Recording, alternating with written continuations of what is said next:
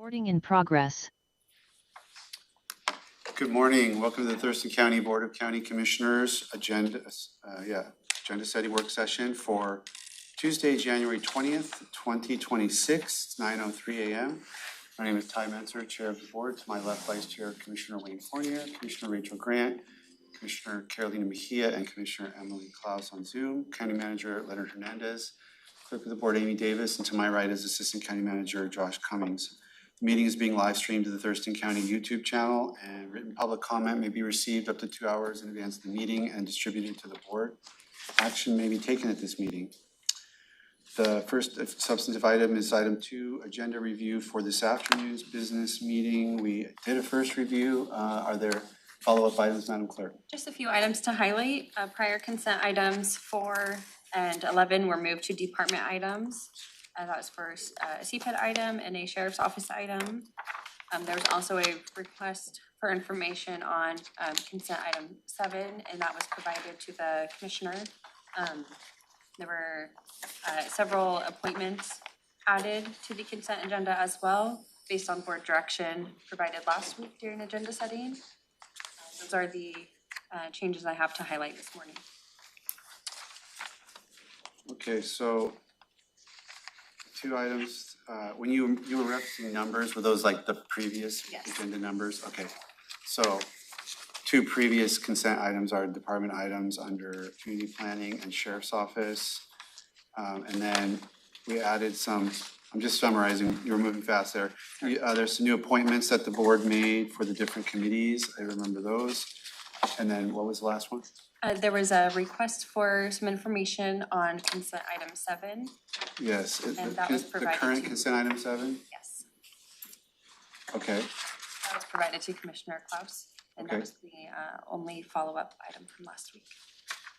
Commissioner Klaus, any additional thing on consent item 7 related to IT Veronis Data Security Analytics Platform?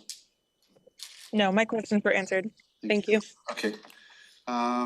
We will have a proclamation and a presentation and a recess, if I remember correctly. That's correct, and a photo on the And a stairs. photo out and thing for National Human Trafficking Prevention Month.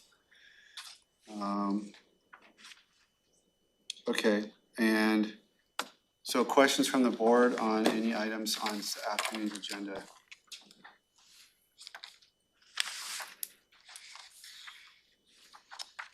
Okay, let's move to the item 3, renumbering resolution 16476. Commissioners, this resolution is from December of 2024. Due to our manual systems that we have in place for this process, there was one resolution misnumbered at that time. And One resolution out of how many, ballpark, how many do you think we do in a year? at least 100, often a few hundred. And so what the clerk informed me and laid out is we don't have an automated system where you put in a resolution template and an automatic new number comes up. We have a manual system where they'll have to go and ascribe a new number each time a resolution is written. And so out of all the resolutions we do in a given year, the fact that there was one number that was an error, and that the clerk caught it and brought it forward, I appreciate that. And oftentimes these are referred to as Scrivener's errors, but we would like to bring this to you for your full attention and approval to renumber the resolution and not assign it a whole new number, but just to assign it the number 16476A, which was advice we received from our legal counsel. Cool. Because there's a 16477 already. They That's go right. in, they go Yes. one at a time. Yeah, we would be a couple hundred numbers down the line, yeah. There's a lot more of these. Yes. And out of curiosity, when you go, like, when you have to when we have a new resolution and you have to go, like, where are you going? Is it a digital place file? We Is have- it a notebook? Scroll. Full. Yeah. Scroll. It's something that feels like a scroll. It's a binder for every year, and a master tracking list electronically. So we're checking our master list and our binders and confirming that numbers haven't been used and that we're going in the right order. The one before us is from this past year or December of 2024. 2024, so. Any questions on, other questions on item 3? So there is a proposed motion, or are we gonna take that motion action now? I move to rescind the original version of Resolution 16567. Thank Oh, you. Vice You Chair. jumped ahead one. I move to renumber Resolution 16476 regarding the Thurston County Conservation District rates to Resolution 16476A. A second. Motion and second to renumber Resolution 16476. Discussion on the motion. Hearing none, I'll call for the vote. All in favor, say aye. Aye. Aye. Any opposed? I'm gonna abstain. Okay, we have 4-0. That motion carries with 1 abstention. Next item is probably something similar. Rescind original resolution 16567. Madam Clerk. Yeah, this is somewhat similar. This resolution may look familiar to you. This was addressed in December of last year. And this was actually addressed twice. So the board approved an original version on December 10th of 2025 regarding the certification of property taxes. And we brought this back to you on Friday, December 19th. It was kind of that oddball meeting we had right before the break to address a correction to the resolution. And what we should have done at that time was included in the motion rescinding the original version, and that there was an oversight and we did not do that. So we're bringing that to you now to rescind the original version from December 10th so that the only resolution in place and that's effective is the resolution that was approved on December 19th. Okay, understood. Questions? Is there a motion? Move to rescind the original version of Resolution 16567 regarding the certification of property taxes approved on December 10th, 2025, and clarify that it is replaced with the corrected version of Resolution 16567 approved on December 19th, 2025. Is there a Second. Okay, a motion and a second to rescind the original version of 16567. Discussion on that motion. Call for the vote. All in favor say aye. Aye. Aye. Any opposed? I'm gonna. It's aye for me, sorry, I'm delayed over here. Okay, that makes a 4-0 to it with 1 abstention and the motion carries. Okay, next up is item 5, Public Health and Social Services RFPs. There's 2 sub-items. Who is presenting here? Yep, we have our public health team. Thanks so much, Dr. Freiheit and Tom, for being here with us. These were items that they brought forward, and the board asked for some additional information. I appreciate the staff working quickly to put this together. And with that, I'll hand over to Health Director. Yes, thank you. Jen Freiheit, Director of Public Health and Social Services, and I will turn it right over to Tom. Do you want me to drive for you? Sure. Good morning, Commissioners. So we understand there's a request to get a little bit more information on our funding. You approved an RFP that will be coming out this Friday for both homeless services and affordable housing. So this is provide a little bit more background on our funding. Some of this may be familiar to you, but wanted to review it and then provide a little bit more context for some of our funds. Slide. So just a big overview is a reminder, we get funds from 3 sources. We have federal funds, state funds, and local funds. Our federal funds are through the Home Investment Partnership Program and Community Development Block Grant Program.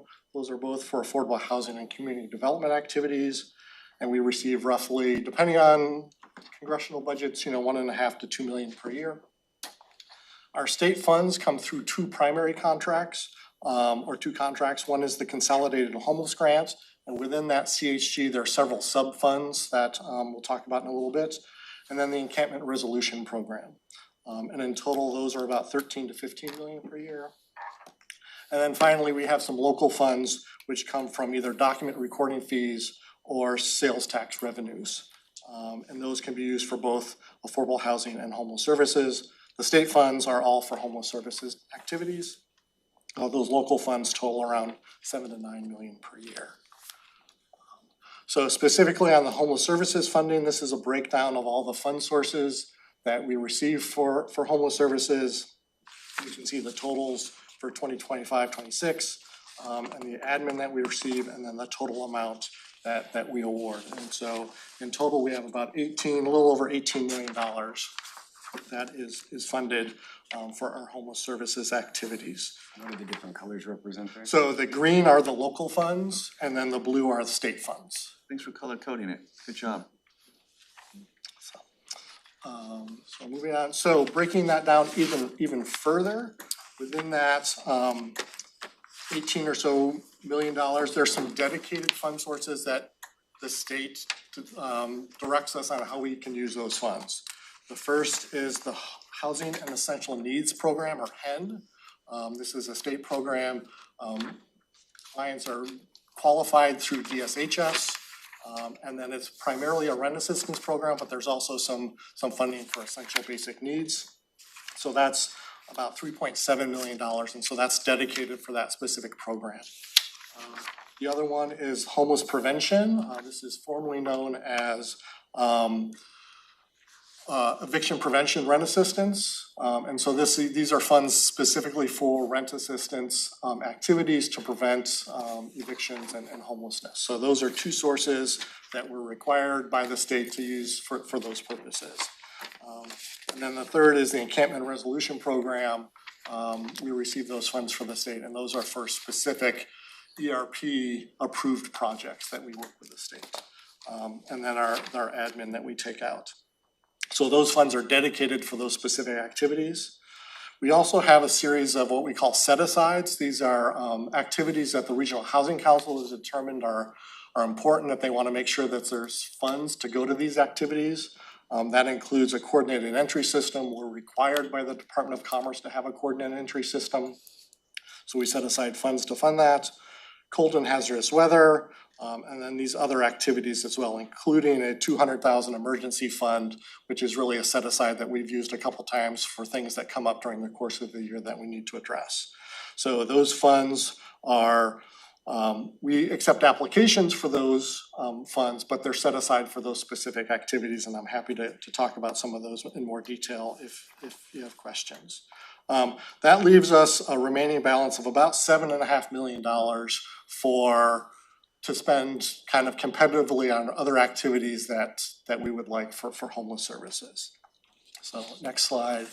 And so of that $7.5 million, we have broken that down to show that a little over $4 million of that is going to fund existing shelter programs, about $500,000 for permanent supportive housing operations programs, $1.5 million for rapid rehousing or rent assistance activities, and I want to distinguish that from the dedicated source for homeless prevention or rent assistance activities.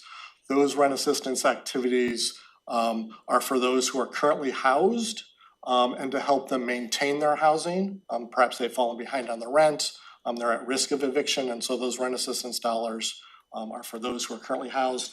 These rapid rehousing rent assistance activities here are for those exiting homelessness, have gotten into housing, and so it's rent assistance to help them stabilize and maintain their housing. So a little bit of difference between those two rent assistance categories.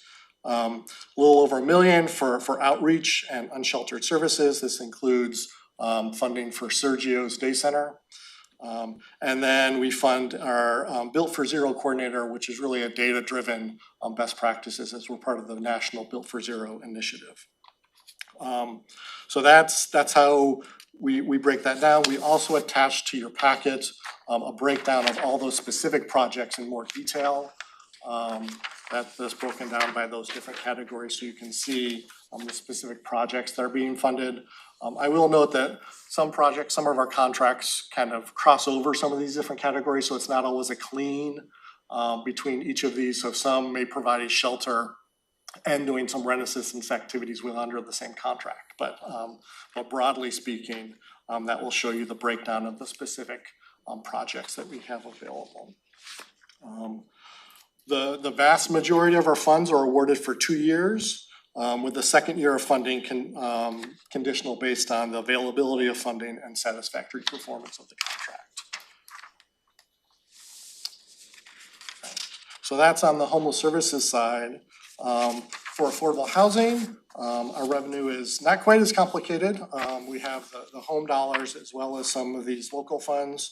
So that totals up to, $7.5 million or so funding. Most of that with the local home fund is our local dollars. The local home fund, that is both the county's contribution of the local home fund as well as the city of Olympia's contribution. The city of Olympia contributes a portion of their local home fund to the Regional Housing Council to be used specifically for affordable housing capital projects.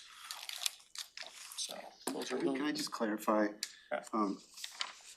Going back kind of, you don't have to change slides, but just at the beginning when you had the federal, state and local sources and it was 1 to 2, half to 2 million, 13 to 15, 7, 9. That's like all the that's all the money, right? And then this is what I thought I understood. So at that point, you're talking about where it's coming from. Now another way, but it's the same collective pot of money, then you're talking about breaking it into services versus homeless services versus capital affordable housing. correct. And this is a sort of a different breakout of that same pot of money, right? We're still talking about that total collective amount, which includes our home funds, CHG, ERP, CDG, BG, okay. So, and then this was a breakout of the homeless services competitive awards after all the set. You were then looking at that one subgroup. Okay, two big subgroups, and then the services side, all these set asides, and then out of the amount that we actually discretionarily change year to year, this is where it all goes. Correct. Am I tracking all that? Yep, perfect. Now you're flipping to the other half of the huge bucket, which is capital projects. Exactly. Okay. Sorry if I was. It's Monday morning effectively for me, and my brain is a little bit Nope. We tend to split it between homeless services and affordable housing as the two sort pulling of in my affordable branches, housing. if you will. But that's like basically The capital dollars. projects is what you're Yeah. equating to the affordable housing. The local home fund's not just Olympia and the county, correct? It's every jurisdiction.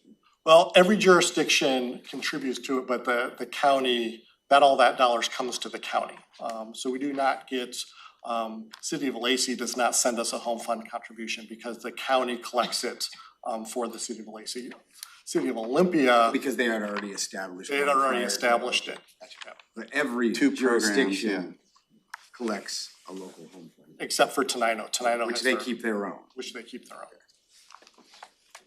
own. The one thing I will say is within this chart, we have not included the Community Development Block Grant fund. So that is another federal source. That's a little bit separate because it's not under the purview of the Regional Housing Council.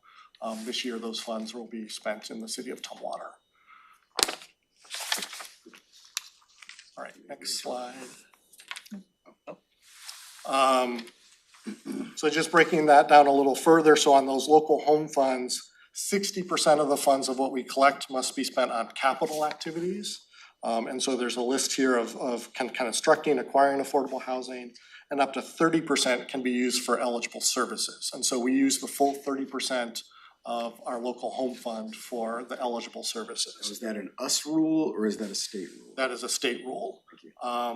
And I will say that there's legislation proposed this year that we're following that would expand the ability to use that 60% for other things. Right now, as you can see, you can use some of those for operations of new units of affordable housing. And so we don't have any kind of new units that we're supporting operations right now.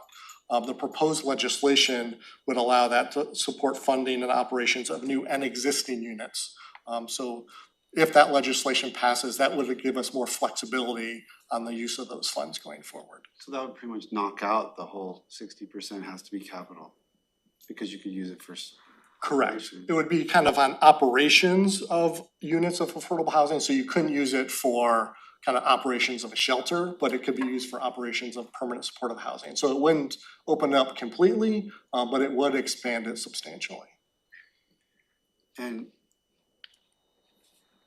I mean, do we care about that? Like, and the reason I ask is because, you know, like, it feels like in this world, the needs are so big in every direction that like, you know, whereas in some contexts, a limitation like that might be, like with the park impact fees, right? You know, the limitation's really a problem, right? Because you can't use it, and like, it actually hamstrings our ability to use the money.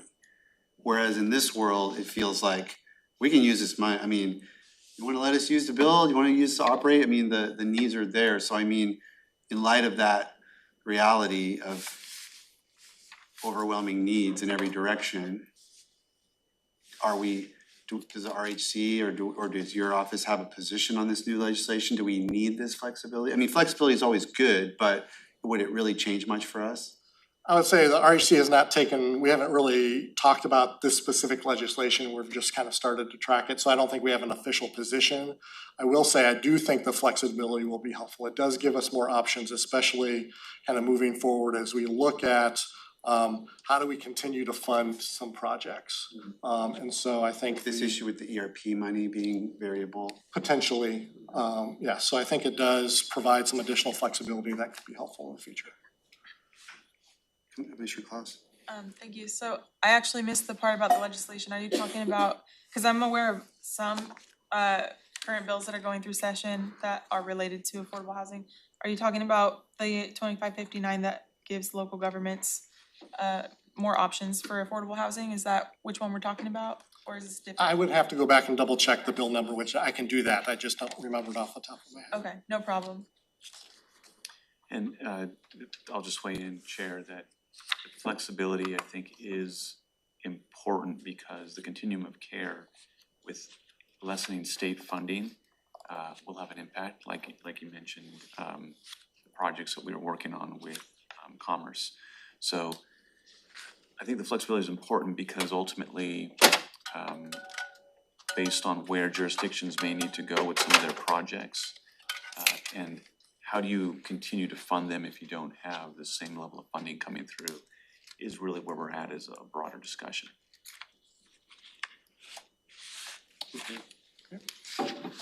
And then the portion that Olympia contributes to us is just that, from that 60% bucket of theirs. So they retain their kind of services portion of their funds to use on projects that they determine are important. All right. That's an interesting nuance. I didn't. Okay. Any idea how much that amounts to? We receive roughly around 2 million in the capital, so you can kind of that math. So I think probably they're retaining 1 million or so for services, but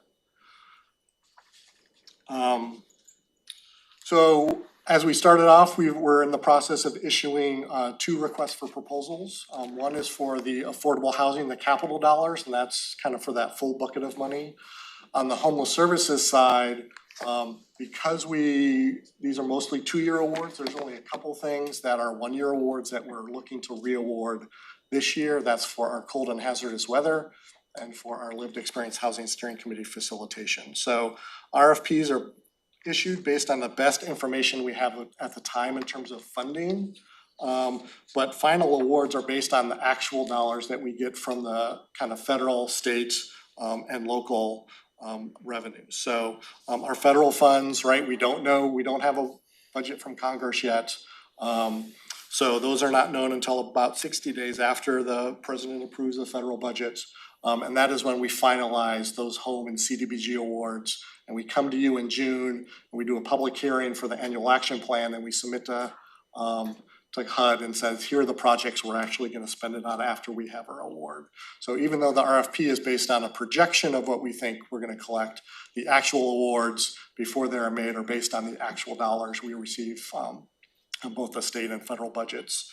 Local revenue is based on projections of funds. So again, the CHG funds are based on a 2-year state contract. So all our funds through until June 30th of 2027 are under contract with the state for the CHG. Our ERP or right-of-way funds are based on a state annual allocation. Those are not subject to the RFP process. Those are based on recommendations from the REC in negotiation with the Department of Commerce. And then our local funds, most are based on projections of what we expect to collect in 2026. There's one fund that is based on actual sales tax collection from the previous year. I'll just add, the funding we get creates an ecosystem of service and folks that are working in partnership with public health in our jurisdictions. So when funding changes to the negative, it is extremely difficult. Normally, we are given short timeframes and notice. So I really appreciate the work that you've been doing, because that has happened recently. And there are nonprofits and other service providers that depend on that level of funding coming through. But it's just to underscore that it's not a guarantee. When the county is working to receive funds and distribute in the community, we're not the deciding factor. I was proud of the county and the jurisdictions from coming together and advocating with the state when we did, so that we could see a bit of a change there, and appreciate our state partners in commerce for understanding the local dynamic. So we'll continue to keep the board apprised as those conditions emerge. And then finally, under the Regional Housing Council ILA, really establishes that Olympia, Lacey, Tumwater, and Yelm all have input on how these dollars are spent. The board has the final say. That's in the RAC ILA. And the RAC has established both the Homeless Services Advisory Board and the Thurston Affordable Housing Advisory Board to provide subject matter expertise and on funding priorities and those recommendations. And then the other thing we've provided in your packet is this table, just to really kind of illustrate. These are all the different fund sources, provides a little bit of information about their length, expenditure amounts, type of funding, and then kind of eligible activities under each fund source. So what we're also doing is, once we're kind of making all these awards, is kind of, it's a big matrix, and making sure that the right awards are going under the right bucket of money to make sure that everything is eligible and kind of fits within all the requirements from the state. So, and then finally, I mentioned this year the RFP for homeless services is smaller, right? It's just for $350,000, but the REC will be looking at making recommendations on whether to extend the contracts that were awarded last year for that second year. They'll be looking to do that in April, and we'll be bringing forth to you those recommendations to approve an extension of those contracts for an additional year, kind of later this spring, kind of probably in April, May timeframe, maybe June. This is good work. Thank you. Yep. So with that, happy to answer questions or. I remember a chart just like this when I took office 7 years ago, and it was like about 30% is complicated. Just number of columns and sources, so it's just getting, I mean, it's good to have more funding sources, but it just, the complexity gets more and more involved. Thank you. You make it sound easy. So good job. Good job on this chart too. It's really effective and Yeah, I'm amazed that you were able to put this together so quickly. It's very easy to read, it's really easy to understand, and it has all the information that I need personally for any questions that I would have had. So I appreciate all the work on this. Anything else for these guys? All right, thank you. Oh, do we have this other piece about vaping prevention and cessation grants? Okay. Yep. That's next. And we have Lori Montoya, who is our nurse manager, here to present on this specific funding. I'll turn over to you, Lori. Thank you. I will drive. All right. So good morning. Thank you for allowing me today to share a little bit about our Stronger Together Community Vape Prevention and Cessation Grant Program. This initiative really was designed to address the growing impact of vaping on our children, youth, and families in Thurston County through community-driven prevention, education, and cessation efforts. So I want to start by looking at our timeline. In 2023, there was an Ultra Jewel settlement agreement Thurston County was awarded $804,000 in this agreement that was going to be provided in installments from 2023 to 2027. These funds are designated for youth and young adult vape and prevention cessation work. In 2024, we launched the vape prevention and cessation work at Thurston County Public Health. We hired a 0.75 FTE project staff member. And then we started to review local and national data to kind of drive the initiatives. In 2025, we continued some of that work. We distributed nicotine replacement therapy and quick kits in the community. We have nicotine replacement therapy in all of the colleges and universities in Thurston County. We've also partnered with the Washington State Department of Veterans Affairs to get staff trained on tobacco treatment specialist training through Duke University. And then we started the development of the Stronger Together Community Grant Project, which is what we're talking about today. In 2026, just under 2 weeks ago, we opened up the RFA for the grant project. We anticipate that contracts will start in April. They'll be about a year long.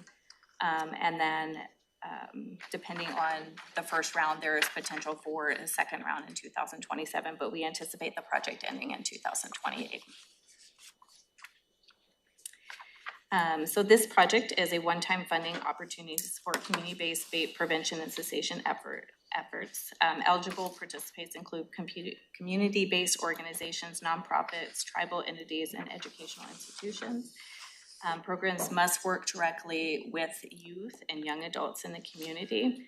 Some of the initiatives could support reducing vaping, increasing awareness of health risks, provide cessation, education, and support. The grants are really intended to kind of fill the gaps where they're needed in the community, and focusing on the unmet needs. And then we're really encouraging partners to include sustainable elements of their projects. So we want to make sure that this isn't like a one-time thing and done in a year. We want, things that are going to continue on for years to come. And then, of course, evidence-based prevention and cessation strategies. And then projects that empower youth and have positive outcomes. So you can see on the right upper corner, there's some examples of what that might look like. Again, this is a one-time funding opportunity. We're allocating $250,000 for this. And so the grants would be up to $50,000 each. And then this is just kind of an overview for the 4-year project. So the total amount, you can see on the total line is $804,000 that we were allocated. And this is for the total, not yearly. So total from 2024 to 2028. If you look underneath the total amount, you can see the amount that we've already been awarded. So it's just under 600, or already received, which is under 600, just under 697,000. So we have a little bit over 100,000 we expect to get one payment this month and then another payment in January 2027. Great breakout, very clear. Good. So you have 4 years to make a difference. Commissioner. Thank you. This was my item, and so I really appreciate the information that's been provided in this and kind of explaining kind of the program. So thank you. Is there any my sense was like smoking was declining and then kind of vaping became a thing, and it felt like that was like catching on and uptick, and that's what led to a lot of this. I mean, those companies that I assume they can't market in the way they were marketing before because they got kind of slapped by courts and paying a lot of money. And are we seeing any differences in youth use of, do we have any numbers or any sense of it? Yeah, so I think, I do have some numbers here for you. I think there's some positive things when we're looking at vaping, but then there's also some areas for improvement. So I think we align up also with the national data, which says, that vaping is going down. However, those that are currently vaping or have previously vaping are having a hard time stop vaping, just because I think the content of nicotine is higher in vapes than it is in traditional cigarettes. 92% of 10th graders have not vaped in the past 30 days, which I think is a positive. But we know that 72% of 10th graders who did vape say they can't stop controlling or worrying. So there's that mental health also aspect of between vaping and mental health. So I think that there's definitely areas I think, looking at, and then we also see a big change between being in 6th grade and 8th grade with usage. So there's a big increase between the age frames. So we're seeing, the need for early intervention and then also sensation. And those statistics come from the Healthy Kids? Yeah, Healthy Youth Survey. Healthy Youth Survey, okay. Okay, Which will have new data in May.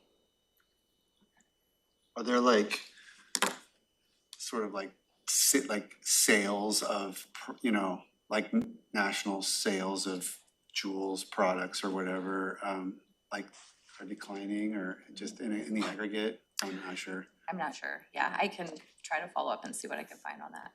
I can tell you that the tax went up on them by 95% on January 1st. A federal tax or? No, state tax.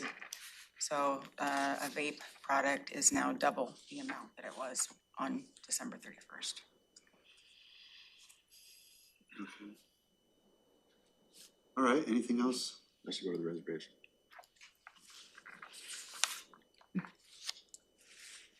Thank you. Yeah, Thanks for your time. Yeah, thank you. Just information. This is 60. Yep. All right, let's see. Okay, next up, we've got item 6, proposed letter, Regional Housing Council contingency planning request. Thanks so much, Chair. As mentioned at our last meeting, when the mayors and county chair, city managers and county manager came together, Olympia took the initiative to say they wanted to put together a letter that would be directed to the Regional Housing Council members, asking for them to come up with an emergency plan in light of some of the funding reductions that we're experiencing. So I want to give a special thanks to City Manager Dave Burney, who took the lead on this, and before you is the draft that the city has prepared for review. And if the board is comfortable with it, we would put it on our county website and have the clerk apply electronic signature so we can get it over to the city of Olympia, who would like to add this to the next RCH meeting agenda.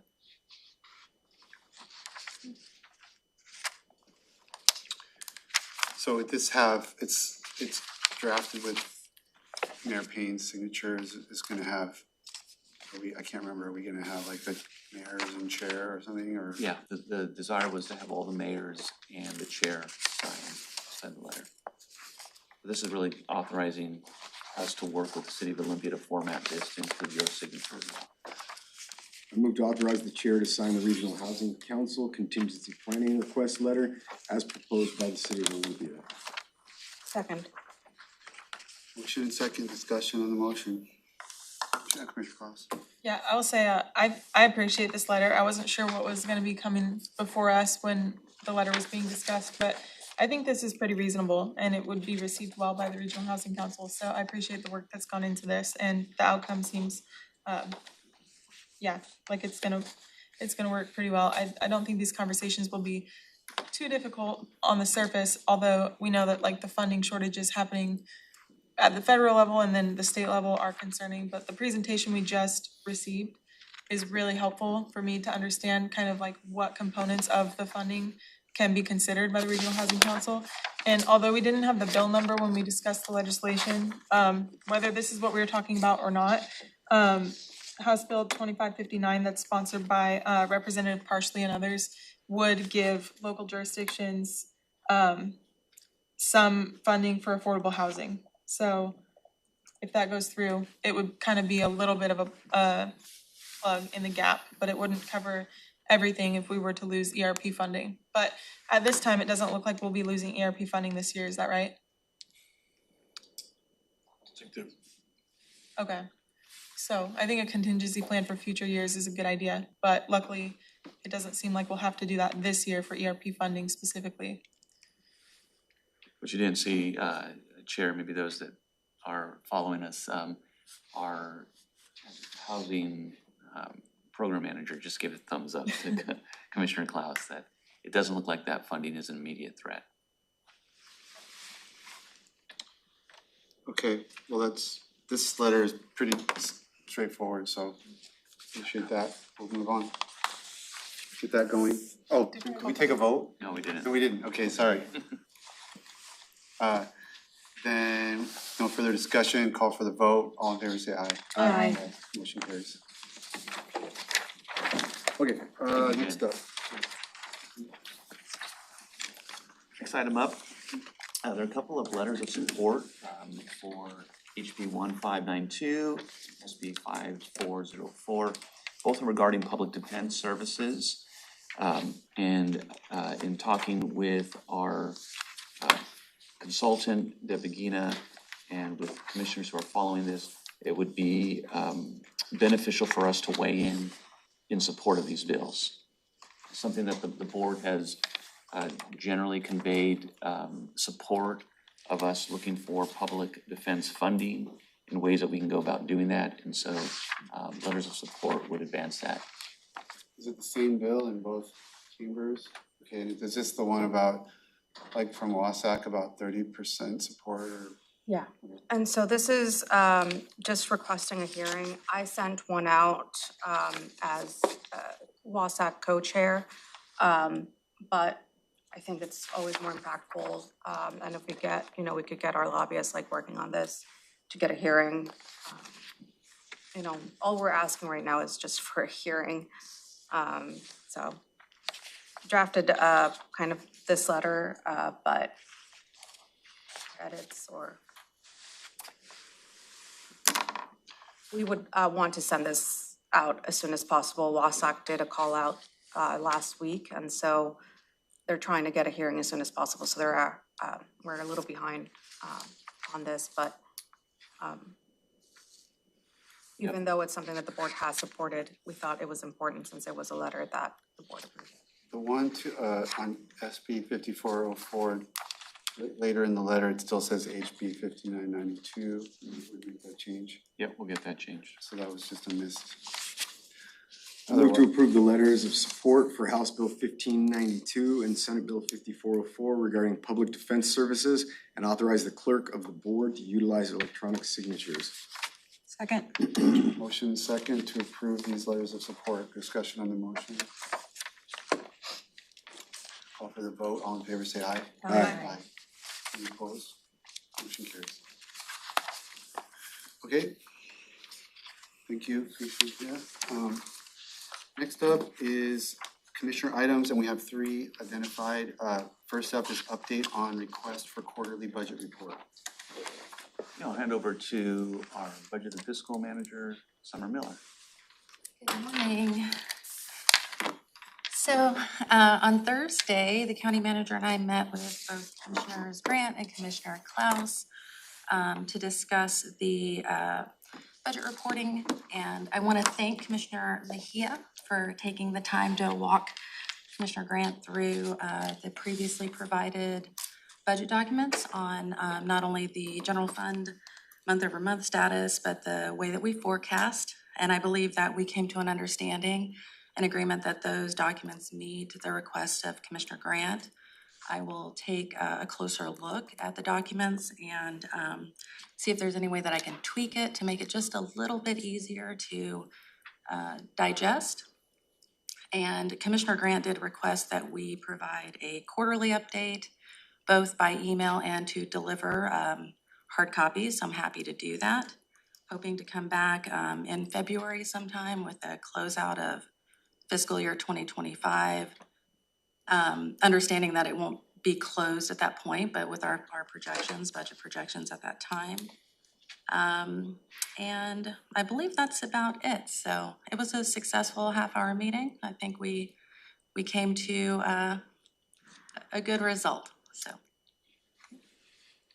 Sure, Grant. Oh, I mean, I'll just say thank you for, Commissioner Mejia for, meeting with me and walking me through some things. And I just think that it was a great meeting and I appreciate the collaboration. All right. Awesome. Thank you. Thank you. Look forward to update. Yes, sir. Have a good day. Next up is Board of Natural Resources. So this was something that I put together with some assistance. You know, we've had community members who are kind of experts on Capital State Forest, and with all the different letters and, you know, the strategy that had been pretty much not very successful in my opinion, of every time there's a cut and it falls in the category, you know, so I kind of asked for some help putting together like a more comprehensive compromise, so we could, with a new Commissioner of Public Lands, maybe we can put an end to this. You know, the Commissioner's new order was good in spirit, but it largely exempted sales that were already planned. Well, most of Thurston County's legacy forest sales were already planned, so that didn't put us in a great position. So we still getting a lot of community input that the Chai sale and the Bear sale right near McLean Nature Trail is of great concern. So this was an effort to kind of concede some ground. Nothing we're asking for in here is something we haven't already asked for. In fact, we've asked for a lot more. This is giving up ground from the past, but saying if we could get these largest patches preserved, we could put an end to this. The board, if the board agreed to sign this and the Board of Natural Resources agreed to act on it, I would ask the board not to, you know, then to honor this by like not weighing in against this cut or that cut, because we've been really trying to find it a middle ground that's fair and balanced. So that's what this is an attempt to do. Hopefully it made sense. And time is of the essence because for two reasons. There's a vote coming up at the February 3rd meeting. We've learned from past experience that the longer the Board of Natural Resources members have a proposal like this to chew on, the better play it gets, the more consideration it gets. Number two, there are some Thurston County folks who have meetings with Commissioner Upthegrove later this week, and they would love to have this in their hand when I'm not in those meetings, but they would love to have a letter like this in their hand to talk with him about. And he's one of the voting members of the Board of Natural Resources. There's other meetings with other Board of Natural Resources members happening from advocates, and it'll strengthen their hand if we've kind of put this forward and see where it goes. Commissioner Mejia. Thank you. I'll just say that I appreciated the letter and the context it was in. So I would actually move to approve the letter to the Board of Natural Resources and add our electronic signatures onto it. Second. All right, thank you. Any discussion? Just a note from my side, Commissioner Menser, kudos to you for putting together a reasonable proposal. I agree with you that it's much easier for them to look at something that the county has put forward and for their minds to get around that versus us just saying that there's an issue. So thank you for being proactive in the hard work and putting this very technical topic into a well-worded letter.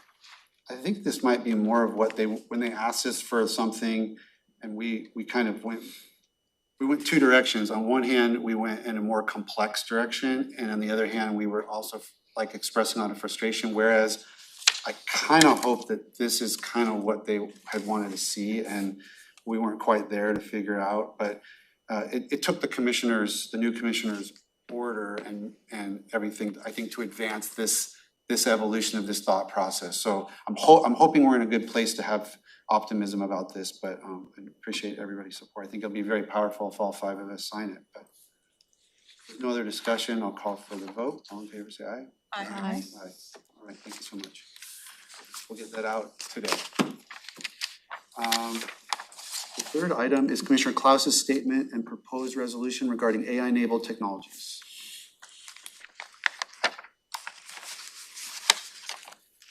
Should this go to Commissioner Klaus? Okay, go ahead. Thank you.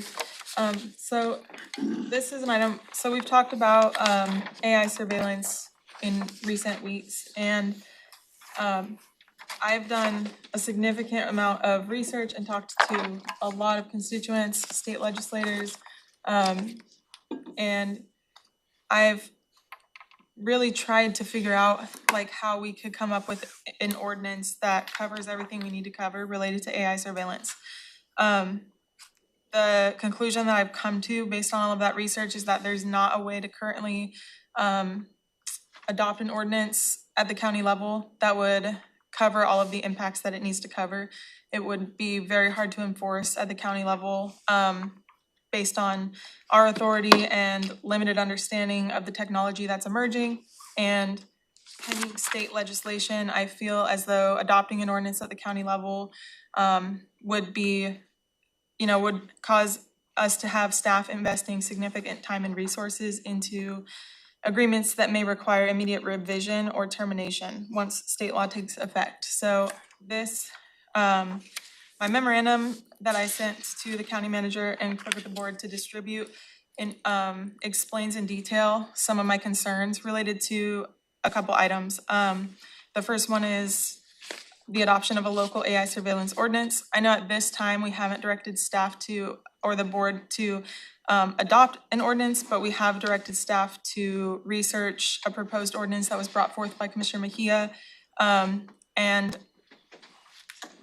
so that item is affected by this just in terms of adoption of an ordinance, not necessarily having staff research the ordinance. So I'm not asking for us to tell staff to stop the research that we've instructed them to do, but if it does come forward for adoption prior to state legislation being completed, I would ask that the board, hold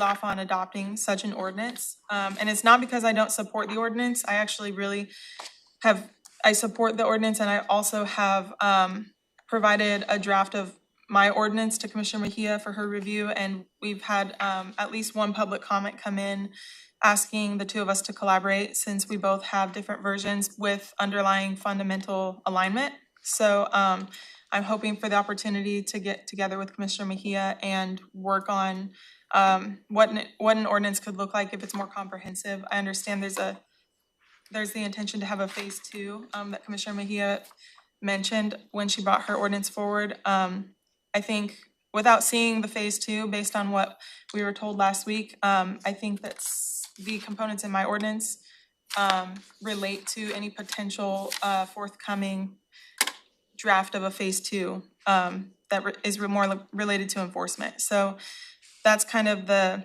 gist of what I'm thinking as far as the AI surveillance ordinance. The second item that is affected by the proposed resolution is the MOU that's on our agenda for today's meeting with Washington State Patrol and the Sheriff's Office. I have looked very, very closely at a version of the ordinance that was provided, or sorry, the MOU that was provided in the AIS for this MOU. And in my search through, the 11 pages of that MOU, I found that the second paragraph actually references an older MOU that was adopted in 2009. So I was able to get that 2009 version of the MOU from Heidi in the Sheriff's Office. And I compared the two of them, and there are there's a pretty big difference between the two.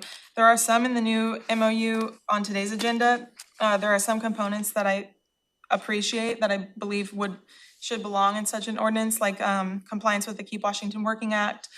But there are a couple things that have changed since 2009 that I have concerns about. One is that the older MOU requires the Sheriff's Office to immediately delete any data that they don't need. And that provision is missing from the newer ordinance. And I think that probably should stay in there. And then Chair, the sheriff and undersheriff walked in. I don't know if you want them to come to the table for this conversation or not, but just let you know. I'll let you finish. Okay.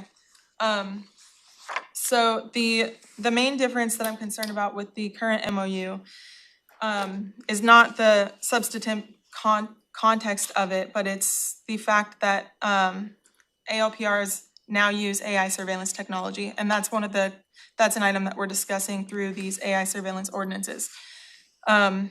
Initially, when I saw the MOU and I discussed it with the sheriff, my understanding was that it's standard ALPR system data that doesn't include AI components. But then during last week's conversation, we were told that it could include AI surveillance technology based on whatever data the state is sending. If the state has the ability to conduct AI surveillance, then that would be included in the data sharing agreement. So that was of concern to me since we are still pending state legislation and the local ordinance related to AI surveillance. I think that's, let me just double check. Okay, so there were a couple components of the newer MOU that I did have questions about. The first one is that on page 5, it talks about an RCW requiring written notice of non-discrimination requirements to labor organizations with a collective bargaining agreement. And I was just curious how that written notice would be provided and what would be included in that. So that's one question. I have a couple more questions, but I won't get into those until we're in discussion, just because there's a third component on my proposal, which is the item on our agenda today about the cameras at the Auditor Ballot Processing Center. So for that one, I have some significant concerns that we would be moving too fast if we were to allow AI surveillance technologies at the Ballot Processing Center, just based on the fact, you know, everything we're discussing about a local ordinance regulating AI surveillance technology and a state, some sort of state legislation around this as well. My memorandum outlines my concerns with the auditor camera item. I would ask, I was on my way walking down when we asked earlier, you called for questions related to today's agenda. And just because it's related to this, I didn't want to interrupt the items earlier, but I do want to propose that we move the auditor camera item to department items if it's not already on department items. And then I also would ask, if possible, to remove it from the agenda altogether, because I think that it would be pretty dangerous given the fact that the funding comes down from the Department of Justice and federal authorities would have access to whatever data is collected through the cameras. Recently, actually just last night, I was reading an article in the Olympian about how the Department of Justice is creating the first ever federal voter database. And I have some significant concerns that we would be contributing to that effort if we were to allow for this camera grant agreement to go through. And we did have an executive session about this last week. I want to be careful not to mention any confidential information that came from the executive session, so I didn't put specifics in my memorandum that were discussed in the executive session, but I do feel that we could cause a significant amount of harm if we were to allow these cameras to be installed at the auditor's office. So given all of that information, I believe a temporary pause is the responsible path forward on these items. It would be time limited. The legislation around AI surveillance that Senator Trudeau has sponsored it has an emergency clause in it, which would allow for it to go into effect right away when the governor signs it. So we wouldn't have to wait the typical 90 days after it's signed. It would go into effect immediately. So that would put us at the end of March, beginning of April, where we could raise this discussion again and decide what path we want to take. But that allows for us to really focus on the details of whatever ordinance we pass and ensure that it's aligned with state law so that we don't have to redo something after state law passes. So with that, I welcome any feedback, I welcome any discussion, and I hope that we can kind of come to a conclusion on the best path forward at this point. Thank you. Thank you, Commissioner Klaus. So I reviewed the documents that you have sent. This is an issue that I've been working on for many months. And I feel very lucky that Taylor Rowe, my executive aide, worked with Representative Hidgens when he was passing all of the AI surveillance pieces. So she's like very familiar with kind of what the state has done. And so she has helped guide me through like a lot of the resources through all of it. I kind of want to go through like a couple of points. I guess I'll touch on the timing of why I brought this kind of like at the beginning of the year. I didn't bring it in last year just because we were going through budget and comprehensive plan. And this conversation is the very heavy topic. So I thought the beginning of the year, but I also wanted to be sure that it got added onto our workload planning for our internal processes. And that's kind of why I didn't ask for an immediate adoption. I was just wanting staff to kind of begin working on it because it is a very complex issue. It's also very cross-departmental. I believe that, it's going to need to be molded into our existing IT, legal, and procurement work plans. I think that we've heard from Sherry quite a bit that their current work plans are quite a bit. They have TC Connect, they're working on a software for the treasurer's assessors, they're working on a permitting with CPET. So I wasn't expecting for staff to just jump on this and begin working with it. I was expecting this was actually going to take a while for them to actually get to and work on it and bring back a proposal, not only with IT, but with even our prosecutor's office. Their civil team is very overloaded as well. So that's kind of why I asked staff to begin that analysis because I didn't want any rush decisions. A second point is that there are a lot of AI bills throughout it. I've been keeping a track of them, but we're not guaranteed any state legislation will pass, especially with new AI bills. I've been very supportive of the ones I've seen come across. I'm familiar with Senator Trudeau's legislation that she's proposed forward. But it is very complex. There is a lot of stakeholders that are both pros and cons for different measures that are put in place. So, it's not guaranteed. And, I think that what we're seeing right now, the scope is going to be narrower than anticipated, amended significantly or delayed, just it going through the legislative process. And so the another piece on kind of what I've seen come across and what, we're kind of the phase one that we're working on, as I like to call it, is largely focused on like the data governance, privacy, vendor conduct, and the enforcement mechanisms.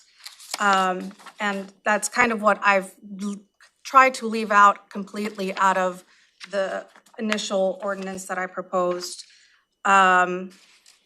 which focuses on our internal processes, which is procurement, contracting, board approval process, transparency, and the staff coordination.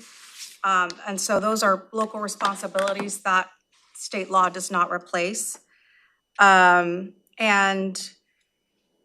That for me was why I decided to just cut it into like two pieces, because I knew that the state was working on these kind of broader issues of, and so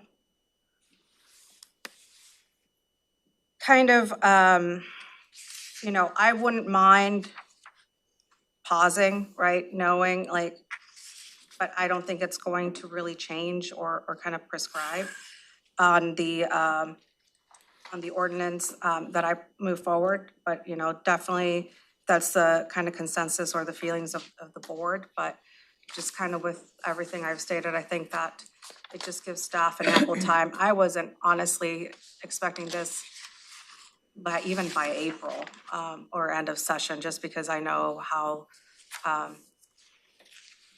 much our internal staff have on their plate. But I don't mind pausing. It's just we're probably going to see that work product much later into the year.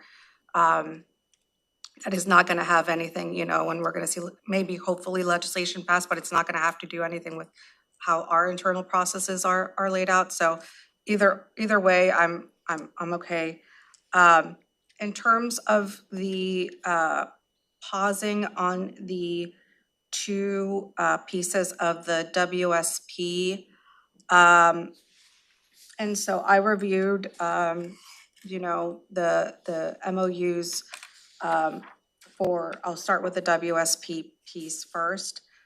And then I'll move on to kind of the auditor, and I know that there's executive sessions around that, so I'll also try to be careful with that. And so, you know, how I reviewed the MOU is, you know, that it governs that interagency access terms and restrictions. And I am not sure in terms of like, if we were not to pass, where it leaves our interagency coordination with WSP, like our access to, especially if something's like time sensitive, if there's missing persons, if there's active investigations, if there's a stolen vehicle. So I would like to hear from the sheriff on that, because I'm not sure if we're not to move forward with this, where does that leave that capacity or that interagency coordination?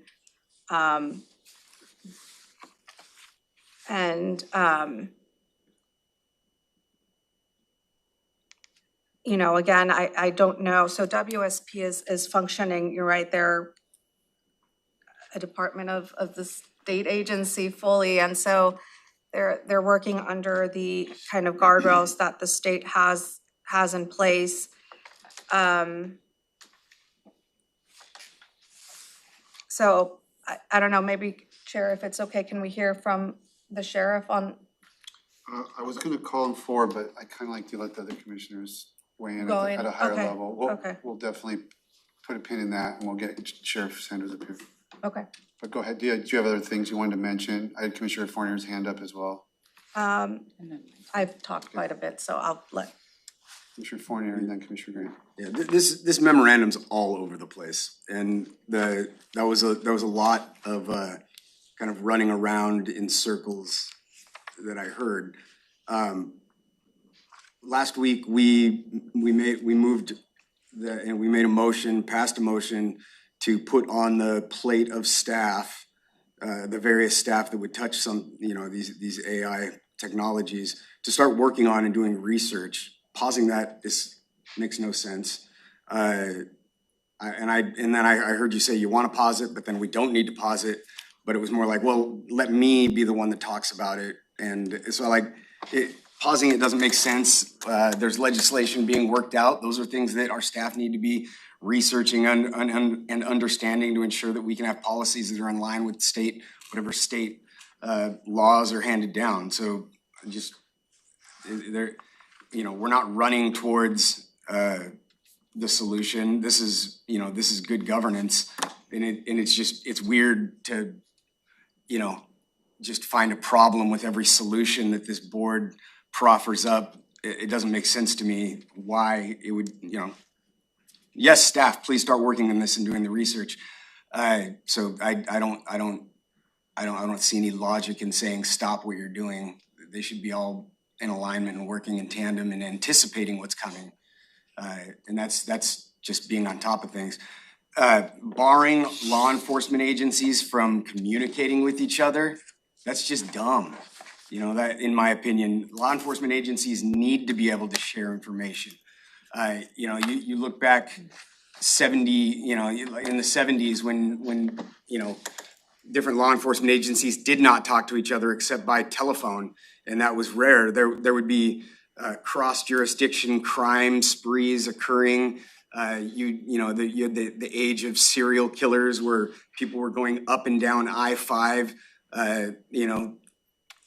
killing people, and the jurisdictions not speaking to each other, not being able to figure it out, sometimes for years, to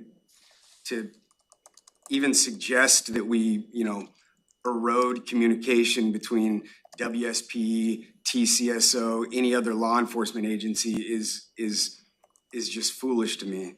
And then the auditor's office, we talked about that last week. We all had a great conversation with the auditor's office about that technology, why it made sense.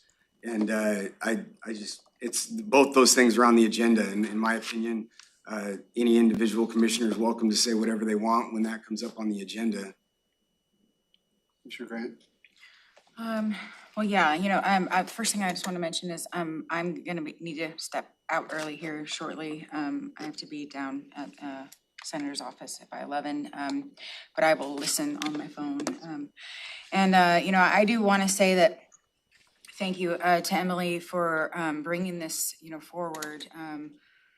We had a conversation, last week, where Emily said to me, wrong answer, because I definitely did not have a good understanding of what she was talking about.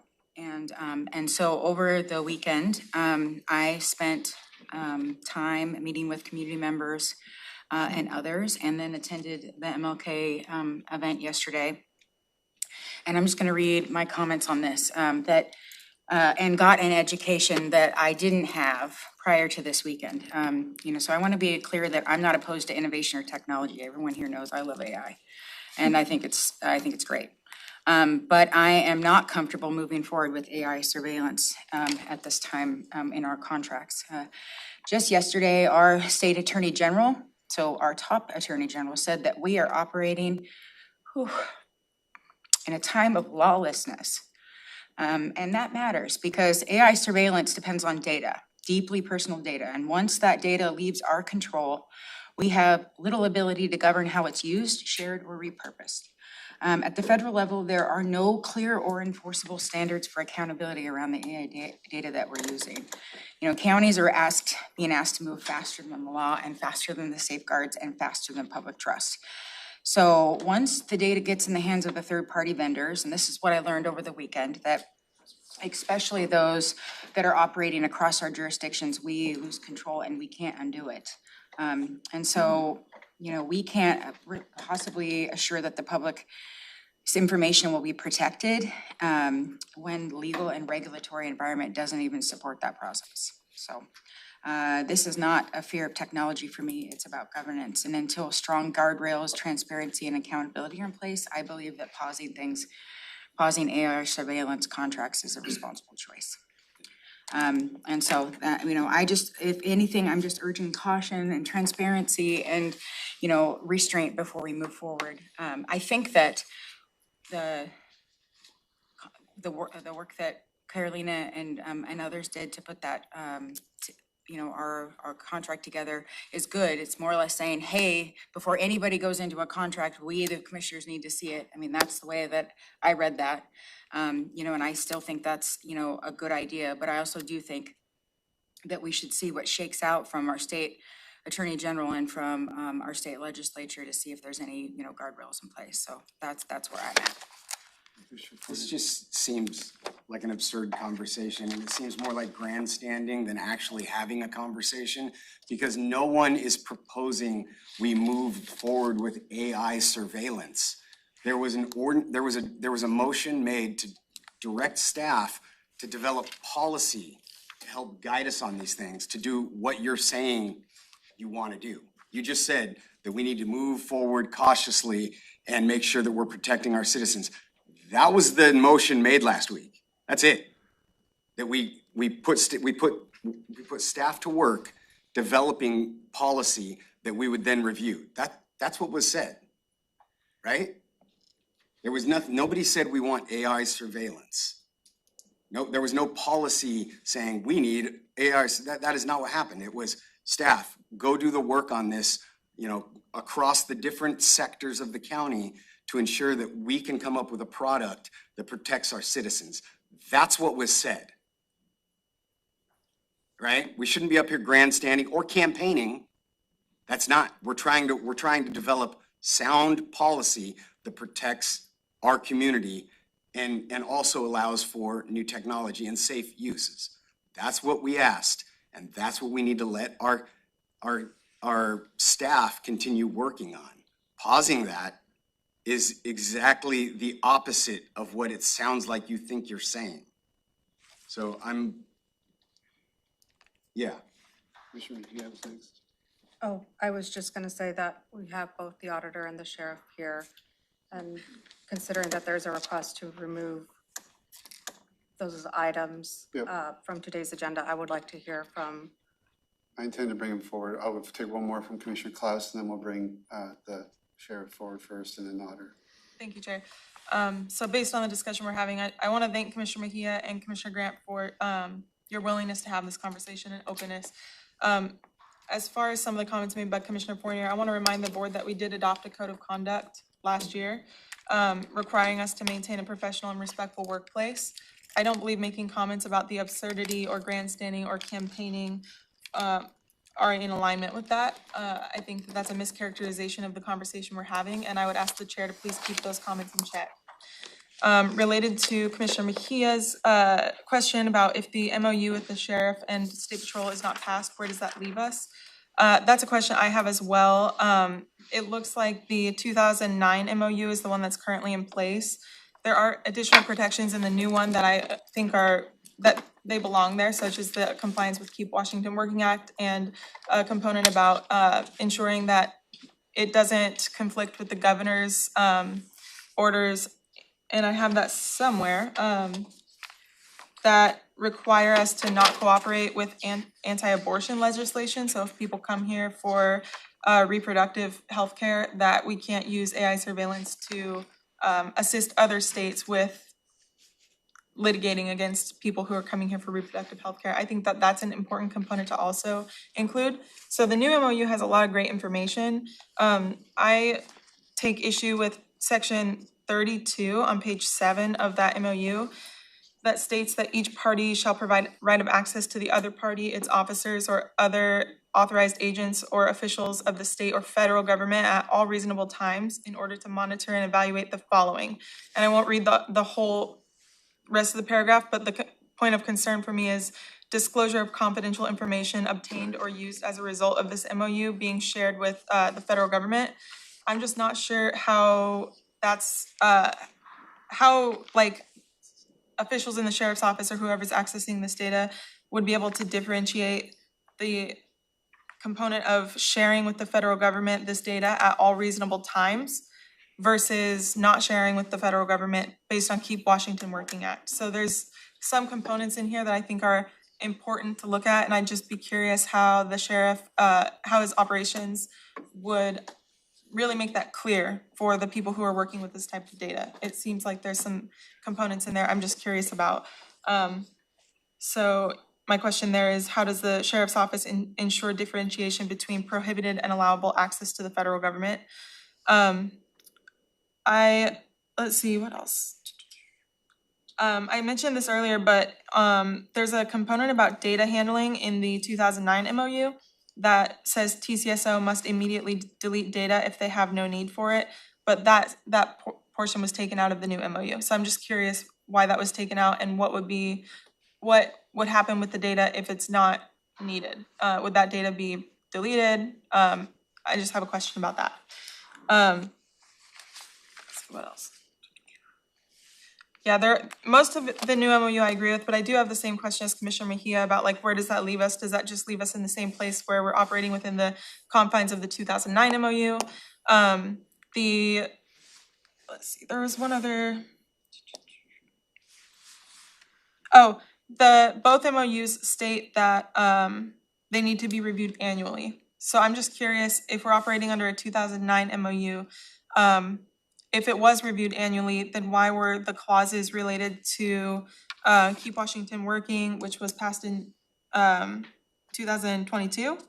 And there was another law passed in 2019, I just think, that are included in here, and I'm curious why they weren't included earlier if we're reviewing this MOU annually.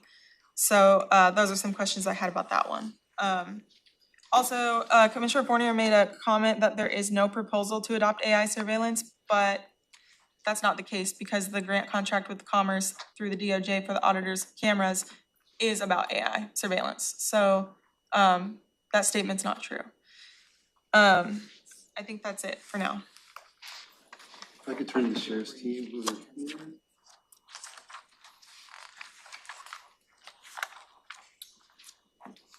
Assuming you guys are here for this side. Right on. Good morning, Chair and Board of County Commissioners. So, yeah, we have the MOU for the data sharing and storage for NCIC information with the state. So, to answer a few of Commissioner there's a lot of questions, so I'm trying to remember what they all were. The scope of this MOU is that we don't have an MOU. So that's exactly why we were reviewing these things and saying, hey, we should button these things up so that we have an understanding of best practices, updates, those types of things. This MOU is specific to information that is obtained through license plate readers. It is important for the board to understand that the Sheriff's Office does not have license plate readers, but we work with agencies who do. And as a result of working with the agencies who do, it is my belief that we should have a memorandum of understanding with the state about how we are going to use that data and how we are going to follow all of their best practices. I would once again reiterate that this entire MOU has been approved by attorneys with both the state and Thurston County. They have both reviewed those, they have both approved them and said this is the approved MOU, and it's gonna be consistent across jurisdictions because the state has these MOUs with anyone who wants to use that type of data. So the question, I guess, is an interesting one to pose. What happens if this doesn't move forward? Well, then we just do what we're doing. And we don't have an MOU that expressly outlines all the guidelines about how to use this data. And we would default to our own practices. This was just to get us into compliance and making sure that we are following all the best standards. This thing, just like Commissioner Klaus stated, this covers Keep Washington Working Act. This covers the governor's directive about not cooperating with states for anti-abortion laws.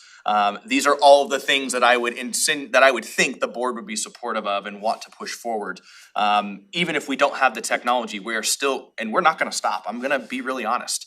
We're not gonna stop cooperating with other local jurisdictions who are using ALPR.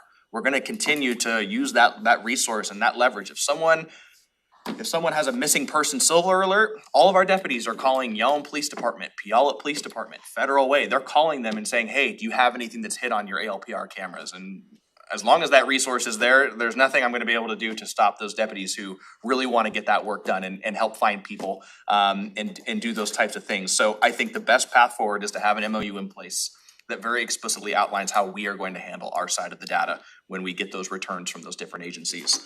And just one second, the other question I think was making ourselves available to the federal government. Well, we already are beholden to the federal government when it comes to these databases. The NCIC database is ran by the federal government, so they get to control that. And Washington State has their own, it's called WASIC. They have their own database as well. We are beholden to both of those governments. I know there's a lot of concern about what the federal government has access to, and I'm here to tell you they have access to everything. There's nothing the federal government, and there's nothing Thurston County is gonna be able to do to stop that. The federal government has access to the databases. They're the ones with the deep pockets. They're the ones with the infrastructure to actually house this information. So I wanna be very clear about that piece of it. What we are obligated to do is not cooperate with the immigration side of things. There are still a number of avenues where we do work with the federal government, and we work with them very well. We work with them on human trafficking. We work with them on drug trafficking. We work with them on kidnapping. We work with them on all sorts of different interdiction units that aren't immigration related. So I think it's very clear what the MOU is specifically talking about is that at any point in time, the federal government or the state government can come audit us and say, are you using this data appropriately? And you'll see in the MOU, it's got points of contacts for our agency. That's who they're going to be reaching out to. It establishes who the point of contact is. It's Chief Carla Carter. I believe Amanda Johnson, I'm guessing she's IT. She's probably IT, some sort of, she's got a county email address as well. And so there are different aspects of the county in this MOU that become the point of contact when the federal or the state government say, hey, are you using this data appropriately? Which we are beholden to them in that sense. So, sorry, I didn't want to cut you off. No, I think that was perfect.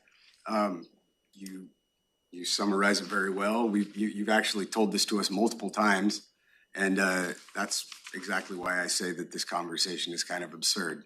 That the way that you explained it, the way that you're sharing that this is the right way to put protocols in front of your people and ensure that they're properly using this technology makes absolute sense. And if you understand the context, it this is the rational, sensible approach. If you don't understand the context, then you will jump to conclusions. It's just as dangerous as running onto an active SWAT scene. If you don't know what's going on around you and you're running into something because you don't understand the full context or just want to tell one side of the story, it does not serve the community. Thank you. Sheriff, so with this item, right, thank you for kind of that explanation and I saw a lot of that like in the MOU.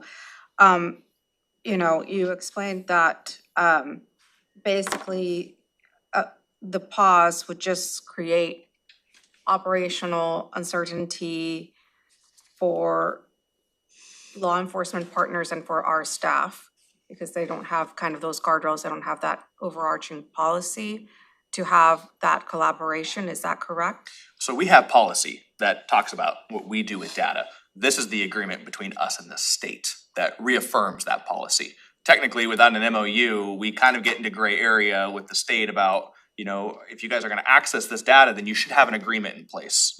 It's very similar. We have an agreement in place, I believe, with the state for just routine access to their actual database. When you get pulled over on a traffic stop and a deputy runs your name and they're able to pull up your driver's license status, right? So we have an agreement with the state about how we do those things. This is another agreement about how we interact with ALPR. And I also want to once again clarify, ALPR is not a new technology. It's been around for decades. And not all of it is AI-based. Flock is the one who really turned things into an AI-based ALPR. The state has ALPR systems on their vehicles that are not Flock. They just run the plates and send them hits. And if they drive past a car that's stolen, it automatically flags it on their computer for them that, hey, you just passed a stolen car, which allows them to turn around and take action. So there are many types of ALPR. There are many vendors. Not all of them are AI. Some of them are. This MOU covers any kind of technology that captures ALPR, so all of it. So if we have a homicide and we reach out to Puyallup, who has Flock cameras, this MOU would supersede and say how we can use any data that we've obtained from Puyallup. So if they send us all the hits they have with their homicide suspect, our homicide suspect, and they're able to tell us, yep, he was in the city this time, and this time, this MOU would provide guidance, legal guidance and precedence for the county on what we do with that information and how long we keep it, those types of things.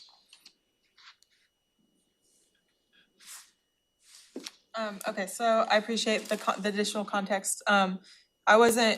So the reading of the MOU, it didn't appear to me as though it regulates or governs the way that we are receiving data from other local jurisdictions. So the Puyallup example that you gave, is that covered in this MOU? Because my understanding is this is between us and State Patrol. Yes, but it's using data that agency got from the State Patrol, if that makes sense. So none of us own our own databases. We don't have databases. We all access the state database. So one way or another, that data has to come from the state or the federal government when we're requesting information. So when Puyallup's vehicle or Puyallup's camera captures a plate and we reach out to Puyallup for assistance with that, we're still accessing the state's system and the state's data. It's their data. And what this MOU does is clarify who's responsible for housing the data, and those types of things. And that's the point I'm trying to make is no matter how the users end up getting the data, it all came from the same place. Okay, thank you. So you mentioned that if this doesn't get signed, there's no MOU, but the 2009 MOU is still standing until, there's no clause in the 2009 MOU that says this ends at this date. Then it would be an outdated MOU Okay. from Okay. 16 years ago. Yeah, 17 16 years ago. old. Yeah, and additionally, actually, I have a question because the older MOU from 2009 references another agreement, and that other agreement, I think you mentioned something about it, and let me know if this is the same that you were referring to, but paragraph 2 of the 2009 MOU says the department has a separate agreement with State Patrol regarding access to, use of, and subsequent dissemination of information obtained through access, including NCIC data. Okay, and then this MOU has no effect on that agreement. That agreement is referenced 3 times in the 2009 MOU in section 1, paragraph 2, section 4, paragraph 1, and section 5, paragraph 1. But when I reached out to your staff to obtain that agreement, they said that they didn't have a copy. So I'm curious to see how that what that agreement, how it relates to this MOU. And is that agreement gonna still be in place with the new one? Because the new MOU doesn't reference that agreement that I could tell. So do you know anything about what that agreement is and how it's different from this one? That agreement should be our ongoing agreement that allows us access to WASC and NCIC. It's also what sets the boundaries on, everyone has to go through access recertification training about like physical security and not disseminating info and having, a password protected computer and those types of things. So we can pull that MOU up in the agreement that we have with the state. I don't know, maybe it's also possible that at some point we just went into an interlocal agreement and instead of an MOU that continues to get renewed, because the reality is we're never gonna not stop using the database. It is critical in law enforcement in today's day and age. If you don't have access to the database, you're pretty much driving around aimlessly without the ability to check registrations and run people and check for warrants and those types of things. So yeah, we can get that information for you. But Okay. yeah, that I know our agreement with the state still stands because we're still taking all the training and using the database. Do you think that that agreement is outdated as well? It doesn't reference the date of that agreement anywhere, but it does state that it exists in the 2009 MOU. So I'm not sure if that agreement gets updated occasionally or if it's reviewed annually like the MOU. Do you know? I know it's reviewed, so we would just have to get the actual information for you. Okay. Again, there was a point in time where Thurston County Sheriff's Office had license plate readers, and it was probably in 2009, would be my guess. I think we only had a couple of them, which is when this MOU was first drafted. And then since then, after going through everything, we said this one's way out of date. So my initial instinct is that the one that we're currently using to access the system is not out of date, because that would have been flagged as well, but we can provide that information. Thank you. Yeah, I appreciate the context. Again, I want to reiterate that I do agree with the points about Keep Washington Working and the Governor's Directive 22-12, which was signed in 2022, related to prohibiting cooperation with out-of-state abortion laws. I agree with those. I agree with a lot of the things that are in this MOU. The thing that concerns me is the fact that in 2009, ALPR systems did not have AI components, and now they do. And if we're receiving information that has been obtained from other jurisdictions or the state that has like AI technology that's been involved in the dissemination of that data, AI technology makes errors. And we've seen examples of that around the country where flock cameras get a hit on a vehicle and that vehicle is stopped and the person driving the vehicle is subject to use of force or violence or arrest or detainment, but it's not the right person. And it can be really dangerous to rely on artificial intelligence data at this point when it's still emerging. So that was my concern with the new MOU, is that now we're introducing this agreement that allows us to obtain data that has been collected through AI surveillance. And so that was the one component that I was concerned about, which is why I included it in my memorandum, and it applies to the resolution I proposed. I don't know if you saw that. I hope that you were copied on that email with the resolution. I think you might have been.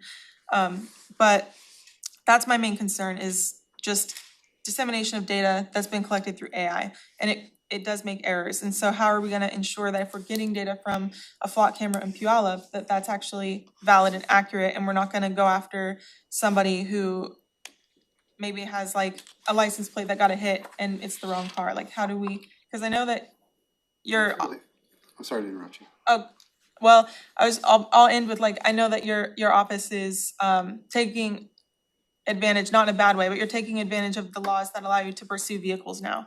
And it's causing some chases that have been really dangerous. And if we're doing that, if we're initiating a pursuit based on a hit from a flock camera in Puyallup and it's the wrong car, how are we gonna ensure that the community is safe when we're pursuing vehicles based on that kind of data? That's all. I was just gonna say that point about the AI being wrong, I mean, that's really, to me, a matter of good police procedure and policy. I mean, eyewitnesses call in stuff that's wrong all the time, and they have to decide, do I act on this? Do I stop it? Was the description distinct enough that I would go ahead and hold this person or bring them in for questioning, whatever? I mean, that's really, you guys know when that line is crossed and when it's a good use of resources or not. I was just gonna say, to me, that's our problem, not really the Board of County Commissioners' problem, in my opinion, because here's the deal. Whether you get a flock hit, let's just throw that scenario out there, and it says, yep, stolen car just drove through here, it is always the response, or you're just driving and you run a plate. It is always the responsibility of the deputy who is accessing the information or the officer accessing the information to verify. I came across a stolen car at a pilot station a couple weeks ago and I ran the plate and it came back stolen and I couldn't believe my eyes. So I'm like, radio, double check, this is a stolen vehicle. And they're like, yep, it's stolen out of Lacey. Perfect. All right, then I'm out with a stolen vehicle. So that's up for our own. And it is each individual agency, but if every agency is following best practices, there's a confirmation process. Now granted, sometimes you're moving quick. Yeah, absolutely. But that's no different than any other sense in police work. Sometimes people get detained and they get released because we come, hey, that person hit me, and you run over there and you detain them. And then you're like, this isn't the right person. Like, we just checked the footage. They don't look anything like this. And you release that person. So it's very similar. Person in dark clothing fleeing from a scene. 100%. And then you find a jogger. I've had many cases. Running down the road. So to me, it's always incumbent on the actual officer who's obtaining the information to follow their policy and verify hits. It doesn't matter if it comes from Flock or your own MCT or your own eyes. You're always required to verify your hit. And then even once, you know, we come across a stolen vehicle, the process doesn't end there, because now I have to get with dispatch and say, confirm the vehicle is stolen out of that agency. So then dispatch has to reach out to Lacey Police Department and say, hey, this is showing in the WASC NCI system is stolen. Can you confirm that you guys still have this on file as a stolen vehicle?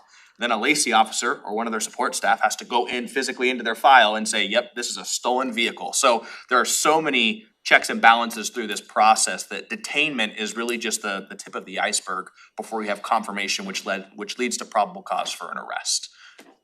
Can I let these guys go and move to the auditor? Oh, I have one more question. I think this might actually be a county manager question. Why is this MOU coming before us if it's operational? Doesn't the sheriff have the authority to do this without a Board of County Commissioners signature? No, it's between two government that's entities. So I can engage in MOUs with a private company without board approval, but in order to do anything with another government agency, our policy states it has to come before the board. Okay, thank you. Thank you. Thank you. Chair, as the auditor comes up, due to the nature, we don't know what questions may be asked. We have the legal counsel available and also Sherry from a technical standpoint. Okay. So we'll look to our legal counsel to determine if questions fall within the realm of needing to go into an executive session. All right, if I feel like that, I'll try to use my link. Karen, just pipe right up and interrupt us, please, if you see a question that you feel, and we'll try to manage it appropriately. Questions for Auditor Hall on, obviously I think the specific issue is the camera piece that we discussed last week. Commissioner Viet? Thank you. Thank you, Auditor Hall, for being here. You know, I know that elections are very sensitive right now. There is a lot of public discourse, and then there is kind of this push to create mistrust in our election system. There's been a lot of concerns in previous elections. You know, your office was one of the ones that received an envelope.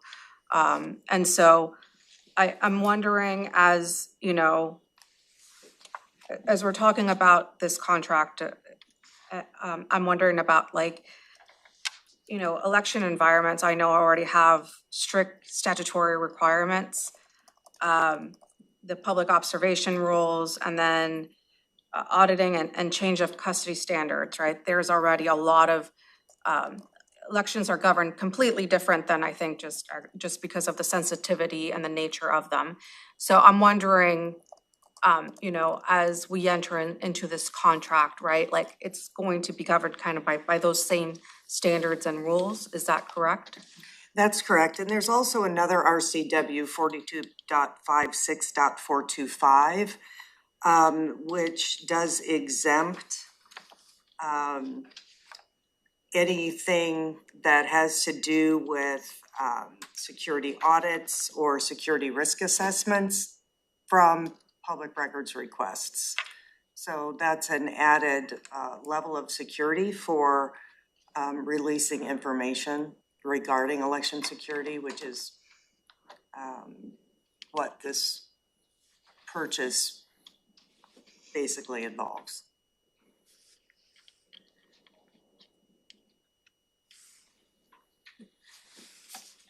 If we were to pause until our legislative session is over, you would lose this grant?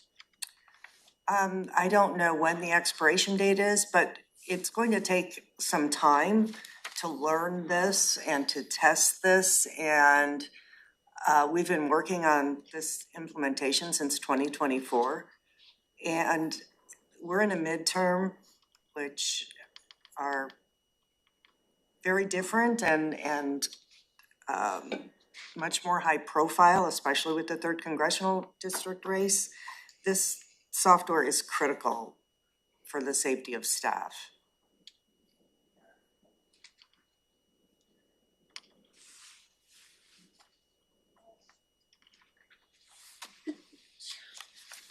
And I'd be happy to talk more about what it does, you know, if we can go into executive session, but I really don't want to elaborate anymore at this point in time. Thank you. Thank you, Auditor Hall, for being here. And I just want to make sure it's on the record that I really care about the safety of our elections workers. That is of utmost importance. And I understand that the perspective that we're hearing is that this would increase or improve safety for elections workers. And if I believed that to be true, I would wholeheartedly support this approach. But the fact of the matter is that the funding is coming down from the Department of Justice, and the Department of Justice is currently attacking and targeting election processes in a way that is harmful, and that's very concerning to me. If this funding was coming from somewhere else, I would feel much differently. But that's a huge red flag for me that the Department of Justice is funding elections and the auditor's office for cameras that do have AI capabilities. And I understand that when this first came forward, the contract agreement with Commerce mentioned something about facial recognition, and that component was luckily flagged by the management and potentially your team. I'm not sure who flagged it exactly, but it was flagged, which I appreciate, and it was taken out.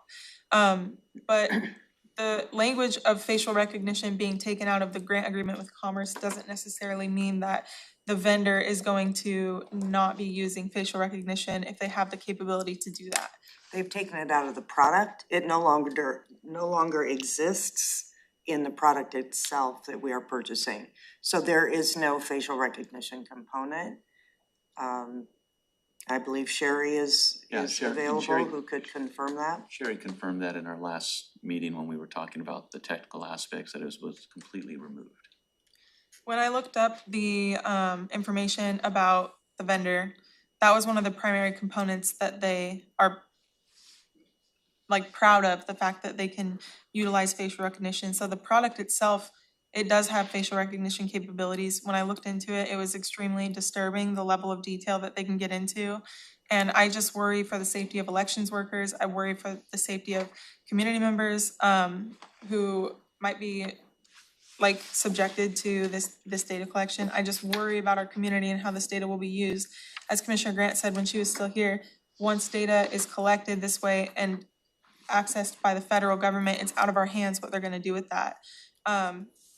And so I'm really concerned about that. And the product, it is actually, you know, it is facial recognition. So I'm not sure, maybe Sherry can help me understand what's going on there, because there's clearly a discrepancy between my understanding and what the understanding is that I'm hearing. Okay, first let me talk about the contract. So it's a modular system, right? We removed the facial recognition. That was not the original intent of this purchase anyway. So it really just got in the way, because this is, it's not even close to the intent of our use of this product. So there is no, we are not purchasing any facial recognition component whatsoever. So Sherry, I'll let you talk about. I just wanted to raise for the chair, I mean, this is an area, if the board has questions again about specific technical details, that the board could go into executive session under 4230-110-182. Karen, do you mind repeating that? Sure. Sorry, and I know I'm interrupting in the middle of, but I was just trying to highlight if the board has questions that really go into the technical details of the product, the infrastructure, where, discussing that would pose a risk, security risk to elections, the county's technical infrastructure. The board has the option of going into executive session under 4230-110-1A2. I think there's been enough of traversing into that territory that I am gonna call an executive session pursuant to RCW 4231.1A2 to consider if compliance with any required data security breach disclosure under RCW 19.255.010 and 42.56.590, and with legal counsel available, information regarding infrastructure and security of computer and telecommunications networks, security and service recovery plans, security risk assessments, and security test results to the extent that they identify specific system vulnerabilities and other information that, if made public, may increase the risk to the confidentiality, integrity, or availability of agency security or to information technology infrastructure assets. 10:49 will go 11 minutes to 11 o'clock, and Chair, just to let you know, I really appreciate Karen being available on the spare of the moment, but she informed us she has a hard stop at 11, so it'll coincide with the end of okay, well, that'll be, how long should we have then? Recording stopped. Sherry, go ahead.